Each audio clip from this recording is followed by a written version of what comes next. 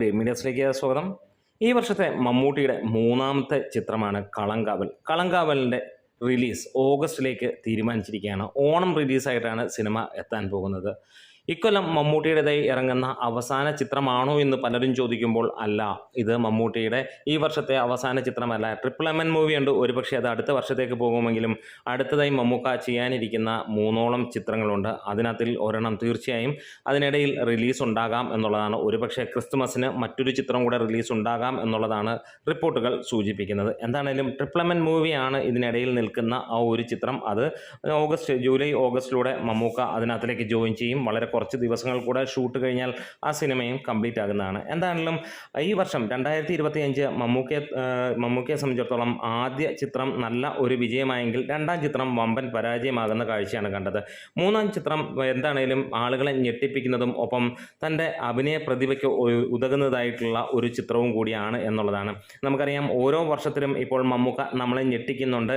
അഭിനയത്തിൻ്റെ കാര്യത്തിൽ അദ്ദേഹത്തിനെ വെല്ലാൻ വേറെ ഒരു നടനുമില്ല എന്നുള്ളത് ഉറപ്പിച്ച് തന്നെയാണ് കഴിഞ്ഞ 4-5 വർഷമായി മമ്മൂട്ടി സിനിമകൾ നമ്മളിലേക്ക് എത്തുന്നത്. ഓരോ സിനിമകളിലും വ്യത്യസ്തത പുലർത്തുന്നു എന്നുള്ളതും ഒപ്പം തന്നെ കൊടൂരമായ അഭിനയ സാധ്യതയുള്ള സിനിമകളും മമ്മൂട്ടി ചെയ്യുന്നു എന്നുള്ളതാണ്.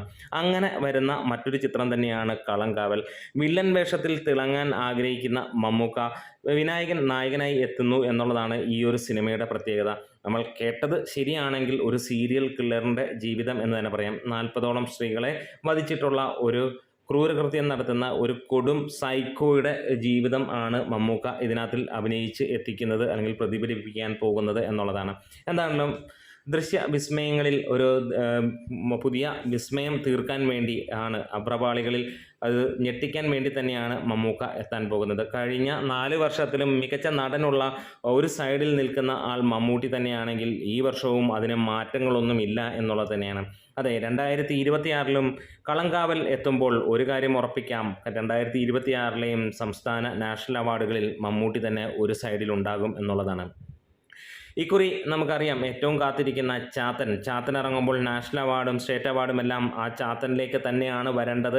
കാരണം അത്രത്തോളം അതിഗംഭീരമായിട്ട് അതിശക്തമായിട്ട് വേറെ ഒരു സിനിമയും ഒരു ഇൻഡസ്ട്രിയിലും നമുക്ക് കാണാനുണ്ടാവില്ല എന്നുള്ളത് നമുക്ക് എല്ലാവർക്കും അറിയാം.